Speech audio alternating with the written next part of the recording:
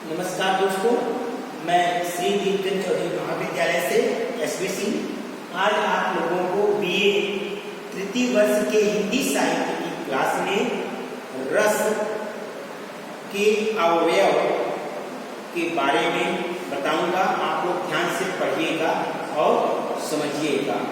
ठीक है बच्चों, रस के अवयव को जानने से पहले हम रस की परिभाषा के बारे में जान लेते हैं कि रस होता क्या है।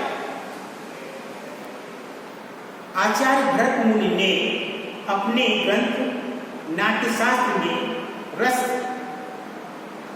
की परिभाषा देते हुए कहा है कि विभावानुभाव व्यभिचारी संयोगाद्रस निष्पत्ति, अर्थात विभाव, अनुभाव और व्यभिचारी भावों के संयोग से रस की निष्पत्ति या उत्पत्ति होती है।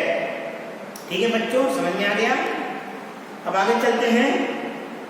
काव्य को पढ़ते या सुनते समय हमें जिस आनंद की अनुभूति होती है उसे हम रस की संज्ञा देते हैं।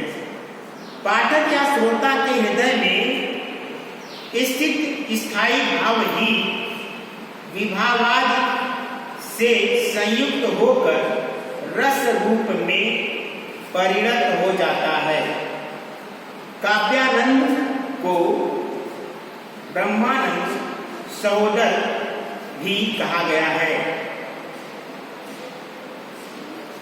कि रस को काव्य की आत्मा या प्राण तत्व माना गया है। रसहीन काव्य निर्जीव है, अतः रस के बिना काव्य का अस्तित्व ही नहीं है। जैसे प्राण के अभाव में शरीर बेकार है, उसी प्रकार रस के अभाव में कोई रचना काव्य तत्व से रहित हो जाती है। ठीक, रस ही कविता को प्राणवान, जीवितवान बनाती है और वही पाठक या श्रोता को आनंद मग्न करके भाव समाधि में पहुंचा देता है। अतः रस को काव्य में सर्वाधिक महत्वपूर्ण माना जा सकता है। यह काव्य का आंतरिक तत्व होता है जिसके प्रभाव से कविता का सौंदर्य बढ़ जाता है। ठीक, रस की प्रमुख विशेषताएं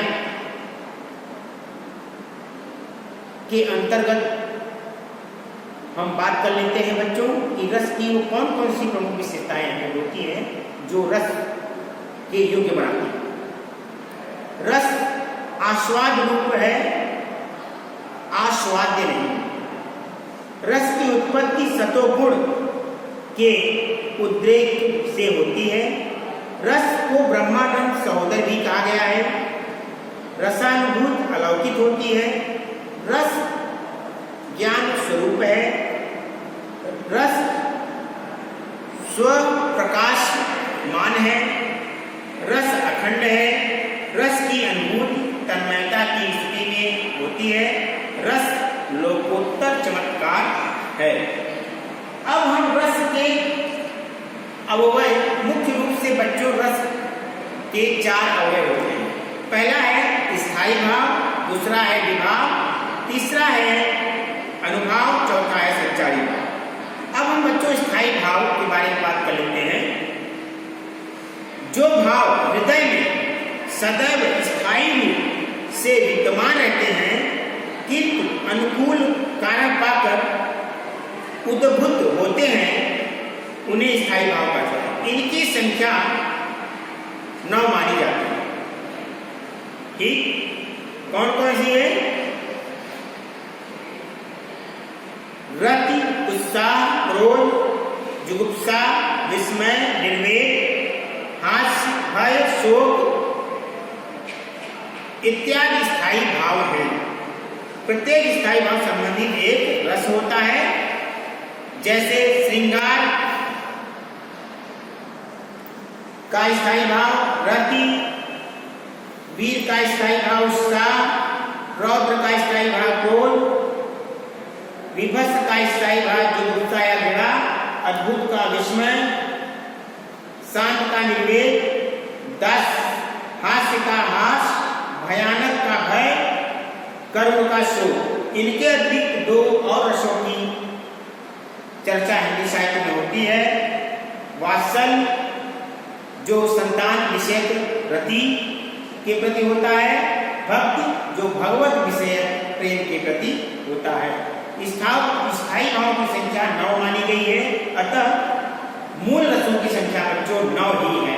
मूल रसों की संख्या कितनी है? 9। ठीक। अब हम आते हैं बच्चों विभाव के बारे में बात कर लेते हैं। विभाव का अर्थ है कारण। जिन कारणों से सहृदय सामाजिक के हृदय में स्थित स्थायी भाव जागृत होता है, उन्हें विभाव कहते हैं। विभाव दो प्रकार के होते हैं, आलंबन विभाव और उद्दीपन विभाव।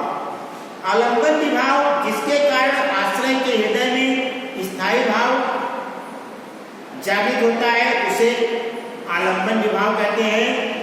जैसे दुष्यंत के हृदय में शकुंतला को देखकर रति नामक स्थायी भाव उद्बुद्ध हुआ, तो यहाँ दुष्यंत आश्रय है और शकुंतला आलंबन है। उद्दीपन विभाव ये आलंबन विभाव के सहायक एवं अनुवर्ती होते हैं। उद्दीपन के अंतर्गत आलंबन की चेष्टाएं एवं बाह्य वातावरण दो तत्व जो स्थायी भाव को और अधिक उद्दीप्त, प्रबुद्ध और उत्तेजित कर देते हैं। शकुंतला की चेष्टाएं दुष्यंत के प्रति भाव को उद्दीप्त करेंगी तथा उपवन चांदी रात नदी का एकांत किनारा भी इस भाव को उद्दीप्त करेगा। अतः ये दोनों ही उद्दीपन विभाव के अंतर्गत आएंगे। तीसरा है बच्चों अनुभाव। आश्रय की चेष्टाएं अनुभाव के अंतर्गत आती है, जबकि आलंबन की चेष्टाएं उद्दीपन के अंतर्गत मानी जाती हैं। अनुभाव की परिभाषा देते हुए कहा गया है कि अनुभावो भाव बोधकर, अर्थात भाव का बोध करने वाले कारण अनुभाव कहलाते हैं। आश्रय की वे बाह्य चेष्टाएं जिनसे यह पता चलता है कि उसके हृदय में कौन सा भाव जागृत हुआ, अनुभाव कहलाती है। अनुभाव 4 प्रकार के होते हैं बच्चों। कायिक या आंगिक अनुभाव, वाचिक अनुभाव, आहार्य अनुभाव, सात्विक अनुभाव। तो कायिक या आंगिक अनुभाव शरीर की चेष्टाओं से संबंधित होते हैं। वाचिक वाणी से प्रकट होते हैं। आहार वेशभूषा अलंकरण से प्रकट होते हैं। सात्विक सत्व के योग से उत्पन्न वे चेष्टाएं जिन पर हमारा वश नहीं होता, सात्विक अनुभाव कही जाती है। ठीक, आगे चलते हैं बच्चों। सात्विक अनुभाव इनकी संख्या 8 मानी जाती है। सात्विक अनुभावों की संख्या कुल 8 मानी जाती है। पहला है श्वेत, दूसरा दम, तीसरा रोमांच, चौथा स्तंभ, पांचवा स्वरभंग, छठा अश्रु, सातवां वैवर्ण्य, 8वां प्रलय। अब हम बात करते हैं बच्चों संचारी भाव। स्थायी भाव को पुष्ट करने वाले संचारी भाव कहलाते हैं। ये सभी रसों में संचरण करते हैं। इन्हें व्यभिचारी भाव भी कहा जाता है। इनकी संख्या 33 मानी जाती है। ठीक, तो ये रहा बच्चों रस के अवयव। मैं उम्मीद करता हूँ कि मैंने आपको जो रस के अवयव के बारे में बताया, पढ़ाया, समझाया, वह ठीक तरीके से समझ में आ गया होगा। बहुत बहुत धन्यवाद।